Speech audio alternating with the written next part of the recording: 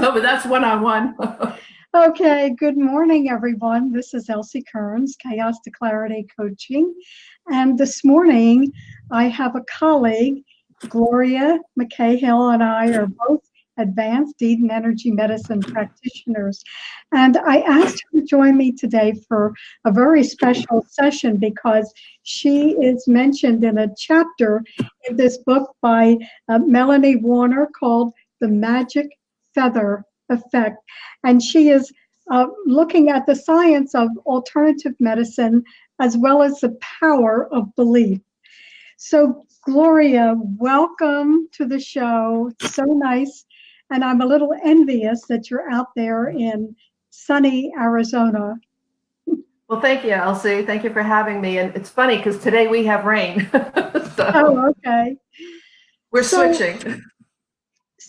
Gloria, you were interviewed by Melanie, and this all came about as a result of working with a young man, Ian, who had a very rare genetic disease. And we term that FOP. So what I'd like you to first do is explain to our audience what FOP is. Okay, so the real term for FOP is fibrodysplasia ossificans progressiva. So it's quite a mouthful. It's one of the rarest, most disabling genetic diseases in the world. It destroys the muscles, the tendons, the joints, and it causes bone to form. It's progressive. It destroys movement, and there are about 800 cases confirmed right now throughout the world. You basically become a prisoner in your own body with the bone formation that occurs. It affects the jaws, the hips, all of the joint areas, elbows, the big toes are usually malformed. And that was quite interesting to me as an energy medicine practitioner. So it affects, 1 in 2 million people, and any trauma such as an invasive medical procedure or a fall can trigger bouts of swelling and inflammation that lead to more ossification. So it's a really complicated disease. It's a puzzle. Western medicine is struggling to try to understand it. And I find it a challenge. I find it a challenge to work with. So I like a challenge, and that's what I love about it. So I think, let me say this. I think that there's a lot we can learn from this disease. As disabling and destructive as it is, there are some good things. It forms bone. He has a very healthy immune system, so there are times that I've done sessions on him, specifically one that we call an electric session, where I felt like he was giving me a session. So I think there's a lot we can learn from this disease. I think they have much to offer us. Well, I would agree with you. And I know that you were very impressed with all the research that the author, Melanie Warner, did for all the different chapters that she wrote. So how did you first meet Ian? And I just want to say that, when I read that chapter about him, what you were just speaking about a few minutes ago, it almost feels like those areas turned to stone. So how did you ever make that connection with him? Well, he was going through a major flare-up, and his aunt was in the energy medicine certification program. And he was really desperate, and she did a few sessions on him, and he found it to be beneficial. And so the family decided they'd like to bring in an advanced practitioner. And I was referred by Marjorie Fine, who's on the faculty of Eden Energy Medicine. And so that's how I met him. I met him in 2013. And Ian considers it one of the worst flare-ups he's ever been in. A flare-up can go on for a long time. It can go on for almost 2 years. And at that point, his right leg was 2 to 3 times the normal size. I mean, it was huge. His left hip had been ossified from a previous flare-up that he had, and his left arm was very, very tight to the torso of the body, so you couldn't even put your fingers in between it. The right arm, which was fascinating to me as a practitioner, was in what we call a Pledge of Allegiance form, fixed, and his head was bent way over to the side like this, and he had, I would say, a little bit of a hop, when he walked, due to the struggle of trying to move this very large inflamed leg and the ossifications that he had. His toes were so tight that I could not put any fingers between them. They were just stuck together. And the spine, I could not make out where the spine was due to swelling. I could not make out where there were specific points that we hold on the back of the head or the neck.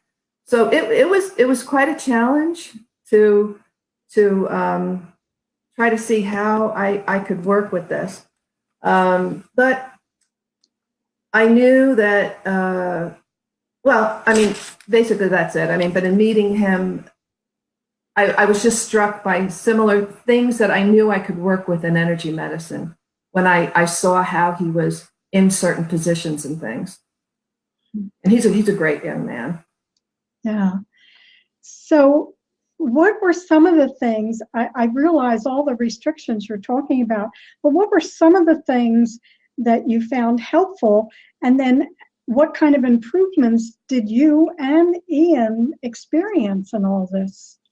Well, I knew that when I first started working with him, I had to really, really gain trust. And when I talk about trust, I mean not just mentally with him, but also in connection with the body. That was very, very apparent to me. I knew I had to go very slowly. And I remember in our first session when Ian's aide placed him on the table, his head could not go flat because there was a bend to it, and then with it being over to the side. And his leg, due to the ossification, would hang in the air. And right away, I wanted to support that leg. But funny, Ian had said to me, no, Gloria, it's fine. I'm used to things the way they are, And so I thought, okay, I'm going to honor him, but in a couple of weeks, I'm going to get my own way. I know I'm going to get those pillows under there to support it, but I'm going to go this way. And so it was, I decided to do black pearls on him, which is a procedure that we use in our work of holding specific points on the head and on the face. And it provides a lot of relaxation and helps to relieve stress. But it's also a way for me to check in with the energies, because this is not somebody I'm going to do typical testing on with what he's in the middle of going through right now. So I was able to really feel a lot of different things going on when I was holding his head. And I said to him, listen, let me backtrack. Before we go on, I want to give you a blanket. And he said to me, oh, no, I don't need a blanket, because with FOP, you're really hot. He said, I don't hardly ever use a blanket. I'm just hot all the time. So I said, okay, we'll see how it is. So after the session, he was deeply relaxed, and he was cold. He was very cold. And after that, he realized, okay, we're going to use a blanket all the time now. So he was impressed with that. He was, surprised that his body temperature could change like that. Remember when I was looking at him, he kind of reminded me of the knight in armor. That was a visual that I kind of had with him. And I did a lot of rocking and holding with him.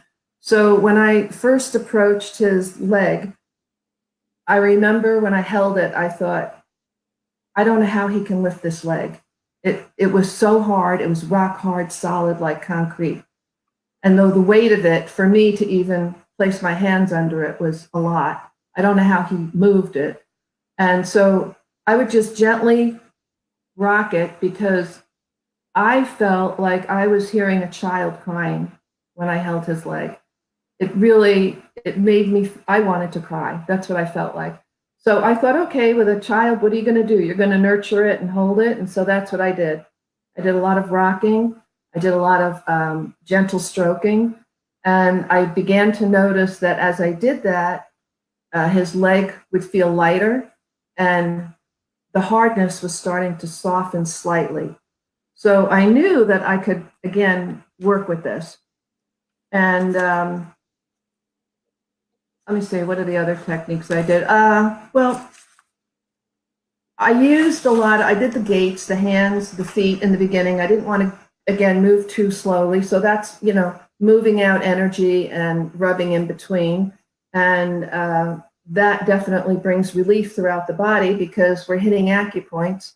We're rubbing on those feet and moving out the hands. And I began to notice that he would sweat profusely. He would get a lot of water coming out of the hands and feet. So we were both surprised at that. We knew something was happening. And then the belt flow is one of his favorite, which connects the upper and the lower body. He absolutely loved that movement. So from there, we had sessions 2 to 3 times a week. We eventually went down to once a week. And once I felt that things were moving along, I trained his aide in how to do certain techniques with him during the week to help maintain things. And it was fascinating, Elsie, because I would feel and Ian would feel what we call our electrical bolts or zaps at times that would just shoot through both of our bodies as we were moving things. But now his aide was feeling it. His aide would come in and go, oh, it just shot right through my arm, or my leg, So I thought that was really cool that the 3 of us were doing that. And Ian would always feel better afterwards. So I knew that this was a lot of old stuck energy that we were getting out and that we were accomplishing with things.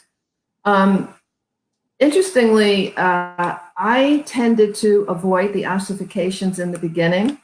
And this was something I had to learn to bypass the visual, because I was thinking, well, I can't get my fingers in here and I can't move this, which could only come out about 2 inches.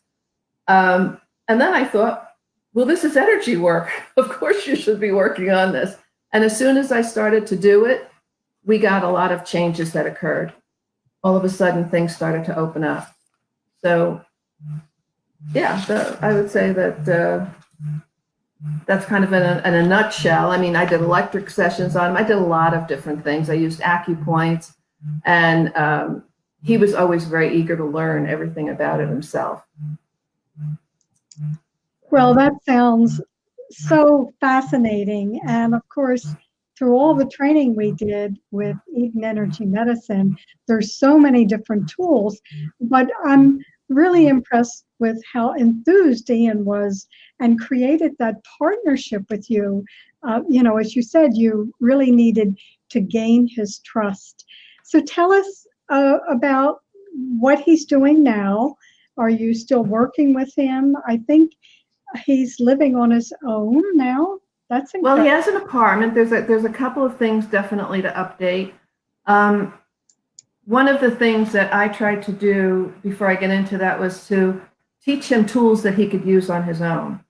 So breathing techniques, hooking up by bringing his tongue to the roof of his mouth, using a massage ring between his fingers. And he understood what neurovascular points were and things like that. And the reason why I'm bringing that up is because he took a bad fall a couple of years ago in his basement. And now when somebody like Ian takes a fall, he cannot brace himself. He has to just take the full impact. So he fell, his eyes rolled back. Everybody was very upset and in a panic. He went white. And when he started to get himself back together again, he instructed his mother to hold his neurovascular points and to hook him up. And it was amazing. I mean, this could have created a big problem for him. And 4 days later, he was at a wedding. So his ability to use techniques that we're teaching. And then the other thing that was a big update was, which is not in the book. Okay, so anybody watching this is not in your book. This past July, the end of July, we had some devastating news where Ian took a very, very bad fall. He hit the hip, broke the C6 in his neck, and had a 7-inch fracture in his femur bone, all on the right side of his body. And so it was very traumatic because we had made a lot of progress. He was upset, everybody was upset about what would happen, but magnificently so, he instructed his mother and his brother what to do with him right immediately after the fall, and in the car on the way to the emergency room. And in the emergency room, the nurses were astounded. Now, he was told no surgery because of the FOP, so he was put on complete bed rest for 2 to 3 months. And I mean complete bed rest. Everything had to be done from the bed. The only thing he took was a baby Tylenol, and we did energy medicine. And the concern was whether he was going to get pneumonia or blood clots. Well, it was 2 months of just the energy work, and he is back to his old self. So we were thrilled with his ability to be so in tune with his body, be so confident, have tools to direct people to help him with, and to have such confidence in the energy work. So Gloria, And so I'm sorry, you asked me about improvements, Elsie. So here's what happened. Go you ahead. mentioned how he instructed his mother. One of the things you mentioned was the hookup. So why don't we show people that, because it's a wonderful way to connect the front and the back of the body and to just get all the energies moving. It's also a great stress releaser. And I believe that it has literally stopped seizures. Yes, it has. It has. So you would place your middle finger in your navel and take your other middle finger and place it between your eyebrows. And you're going to take a nice deep inhale as you lift up. And then exhale slowly out through your mouth as you drop down.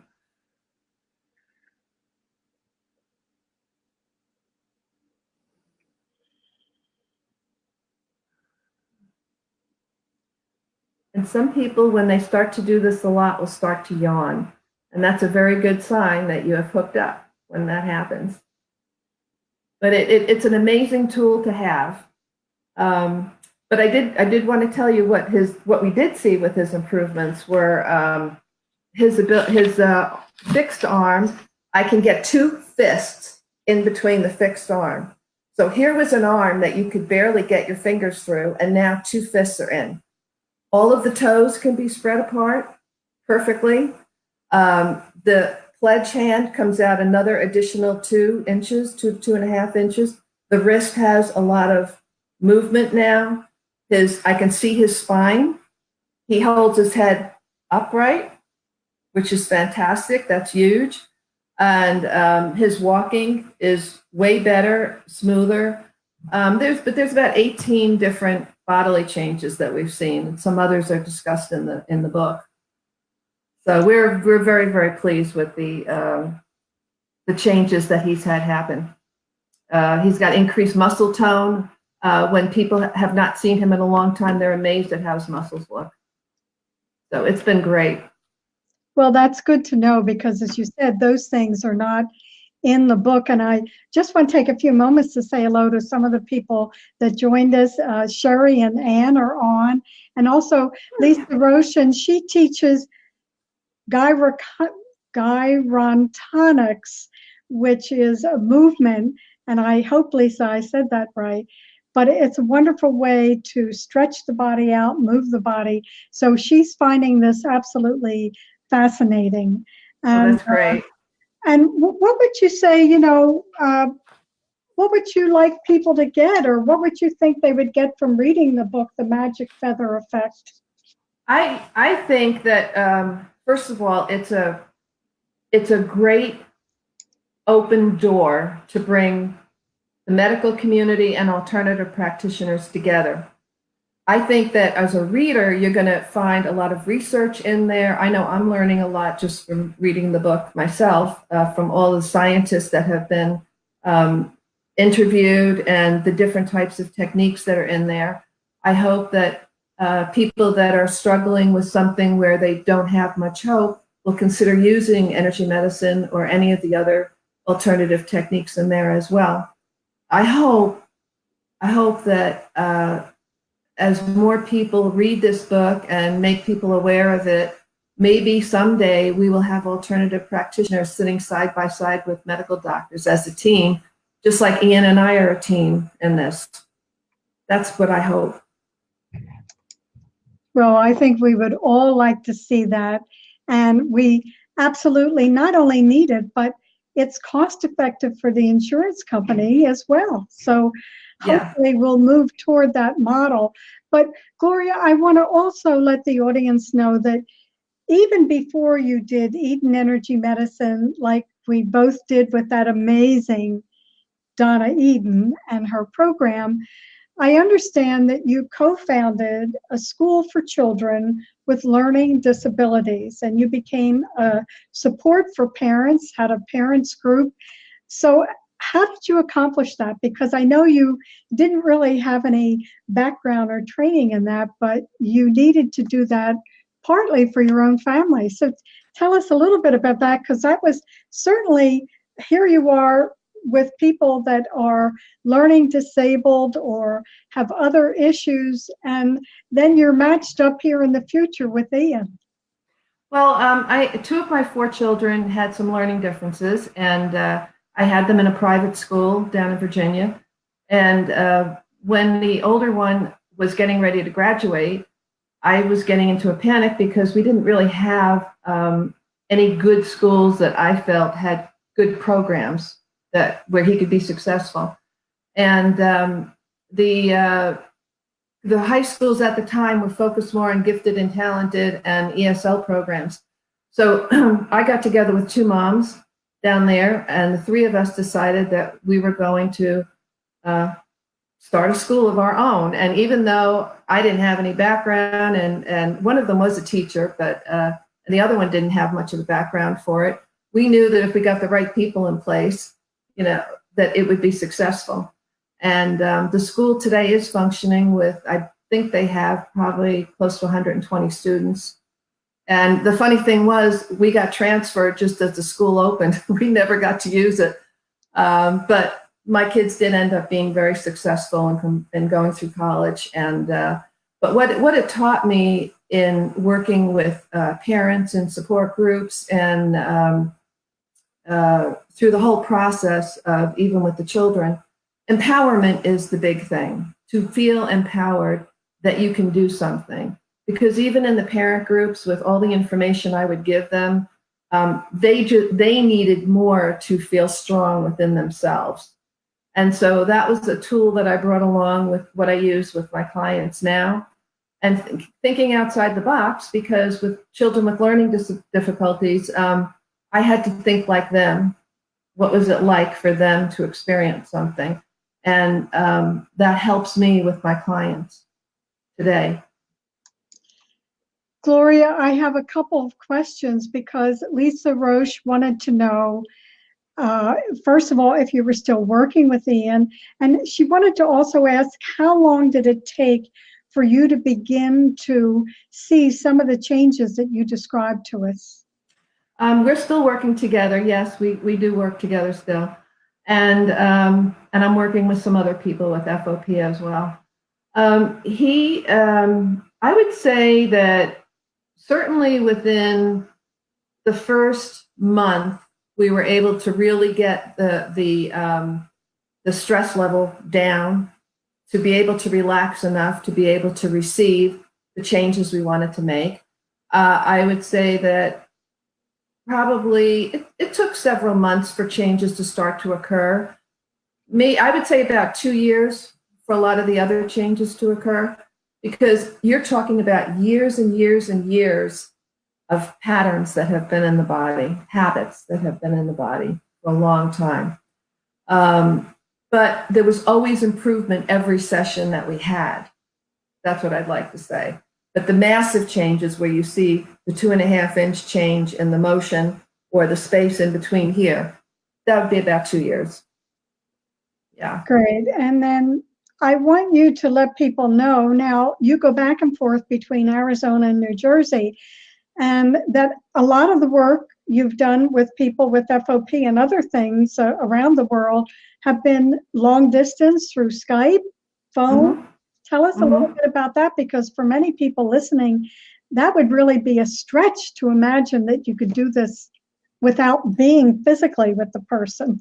Well, what I do is I mentor aides or caregivers, and I show them techniques. There are many simple techniques that can be done to alleviate pain and relax them so that they can, again, remember what it's like to relax so they can heal their own body. And so I find that anybody can learn these techniques, and anybody can start implementing them right away. And the more often they're used, that's when you're going to see the changes occur. Great. Well, this has been so much fun, Gloria. The last time I was in Arizona, we had a chance to have lunch, and people are just fascinated by this, by the number of comments. So I'm sure I'm going to send this around and have you send it around too, because it really is fascinating. And I'll say again that Melanie Warner's book, as we've said, The Magic, I love the title, The Magic Feather Effect.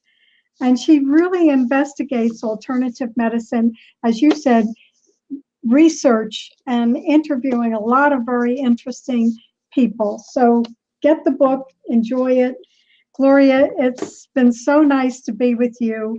And clearly, all of the things that you did early on with your own kids, co-founding the school, helped you think out of the box, and you're still doing that. Well, thank you, Elsie. I really appreciate this opportunity here. Yeah, it's been great fun. Okay, everyone, enjoy the rest of your day. It was great to have you with us. This is Elsie Kerns, Eden Energy Medicine Advanced Practitioner, and Gloria McCahill, also Eden Energy Medicine Practitioner. Take care, everyone.